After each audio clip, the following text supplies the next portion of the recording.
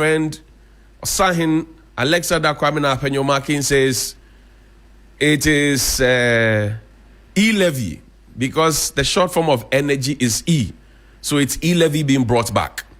Let's read the proposal that was sent, the motion that was sent to Parliament by the Finance Minister. And there are only two things I'll say about that. Quickly. Let's read that. We don't have too much time. The object of the bill is to amend the Energy Sector Levies Act 2025, Act 1135, to increase the rate of the energy sector shortfalls and debt repayment levy in order to raise additional revenue to support the payment of energy sector shortfalls, reduce energy sector levy debt, and stabilize power supply. The power sector is the biggest economic and fiscal risk presently faced by the country. This could lead to major crisis if not addressed. The challenges in the energy sector are quite enormous, emanating from debt, shortfalls, insufficient gas supply, and inefficiencies. The total energy sector debt as at the end of March 2025 stands at 3.1 billion United States dollars. The debt includes money owed to independent power producers, state-owned enterprises, and fuel suppliers. Due to non-payment of bills owed by ENI and CAPA, the World Bank International Development Association guarantee of 512 million United States dollars and Ghana National Petroleum Corporation guarantee of 120 million United States dollars were completely drawn down.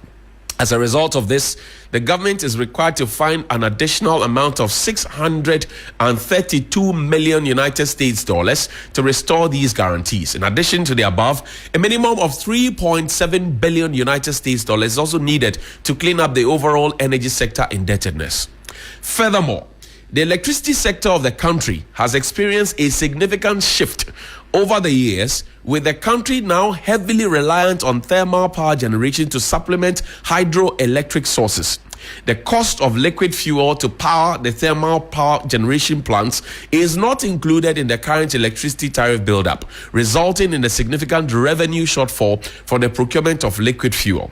According to the Public Utilities Regulatory Commission, an inclusion of the cost of liquid fuel in the price build-up will lead to an increase in electricity tariffs by over 50%. Government considers that this increment will have a higher negative impact on industry and household income. Government will therefore require 1.2 billion United States dollars in 2025 to procure liquid fuel for power generation alone. To help raise additional revenue to fund the need in the power sector, government is proposing an increase in the energy sector shortfall and debt repayment levy. The impact will be absorbed by the gains made from the strong performance of the city. With the increments, there will be no increase in the export price of petrol and diesel in the next pricing window beginning today if the levy is increased. The levy will serve as dedicated source of funding to the energy sector, and the proceeds will be earmarked for the procurement of liquid fuel for power generation, given that the current electricity tariff paid by consumers does not include the cost of fuel used for power generation. The decision to increase the levy on petroleum prices is based on the need to find a balance between ensuring stable power supply while promoting the financial stability of the sector. The bill that seeks to amend the schedule to Act 1135 to increase the energy sector shortfall and debt repayment levy to augment the energy sector support account and ensure the availability of fuel for backup generation. Dr. Kesela Tuforsin is Member of Parliament. He's also Minister responsible for Finance, dated the 2nd of June 2025. As a Facebook post, and I agree with him. You see, the government may have a clear vision and a clear intention of what they want to do. Pretty much like e-levy.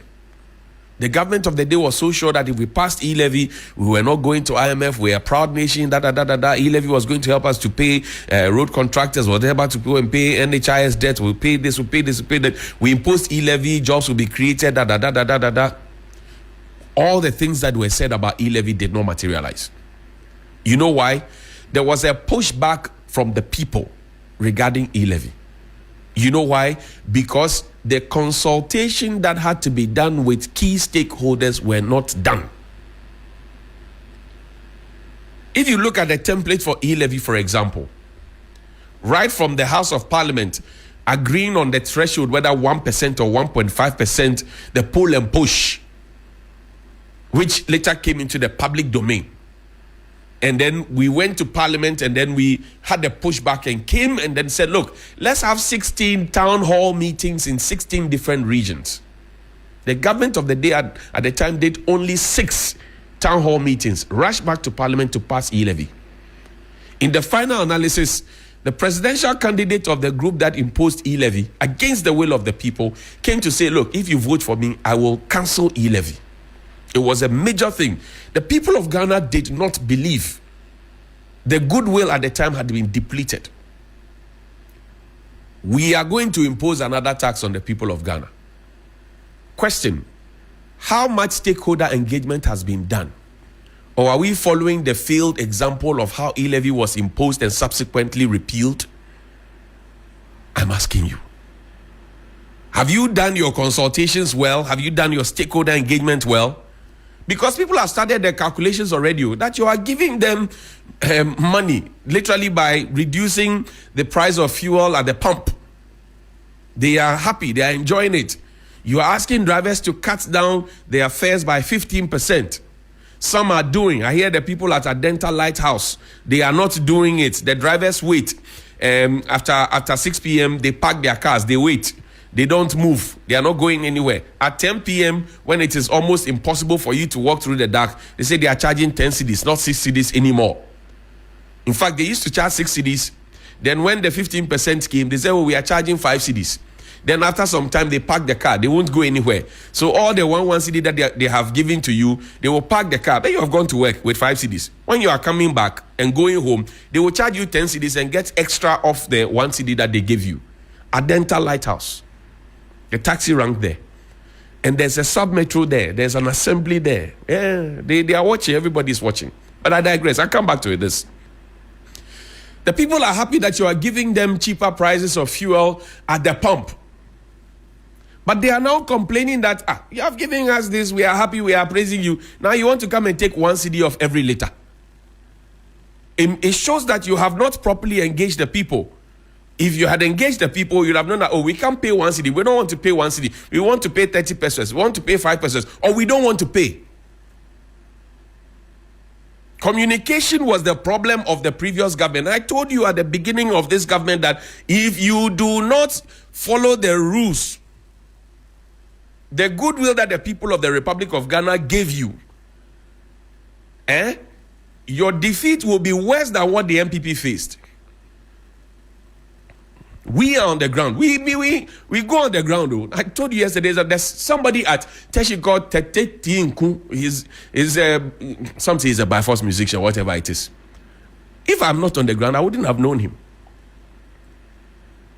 We know the people on the ground, though, in the corners where you, in your V8 and your air conditions, you cannot go. We know the people there. Look, find me Kennedy Oklu's Facebook. He said something that's very profound, and I associate myself with it. Francis Kennedy Oklu on Facebook. He says, goodwill can be compromised rapidly through various means. One option is to focus on the low-hanging fruit, to take the people for granted. Goodwill can be compromised rapidly through various means. One option is to focus on the low-hanging fruit, to take the people for granted.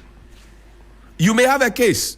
The economy is bad. You may have the case. The books are bad. The economy was mismanaged. The sector was mismanaged. You may have a case with all of that. How much consultation have you done? That is the basis. That is the question. Because in opposition, look, find me here the Magbanes thing. In opposition, elements within this government, and I'm not picking on Edem, I'm just reminding us what was said then. Edem Agbana says Ghana loses $3 billion annually to corruption. Government is seeking to raise 1.1 billion through the draconian e-levy. It is clear the solution to the economic mess is not in imposing new taxes, but in cutting down the profligacy and corruption. Is there profligacy? Is there corruption? If we, for example, chase people, Operation Recover or Loot, come to me, Operation Recover or Loot, and we collect the money, can we use the money to defray these debts that we have? People are starting to do plea bargaining. Are they showing you where the money is? Tell the people, let the people know. That's why I said before that, let the people understand the real situation. Open the books, be fair to the people, be open, be transparent to the people. Let the people know that this was how the meat was chewed to the bone and to the marrow. Tell the people. Once you tell the people, they will come to terms with you.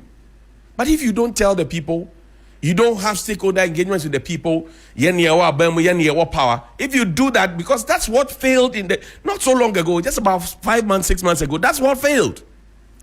You don't want to be seen to be repeating that. What levels of consultations were done? Is this the time to impose new taxes? Because in your own budget, you said, we are not going to impose new taxes. So what is this? This one, what is it? Explain to the people.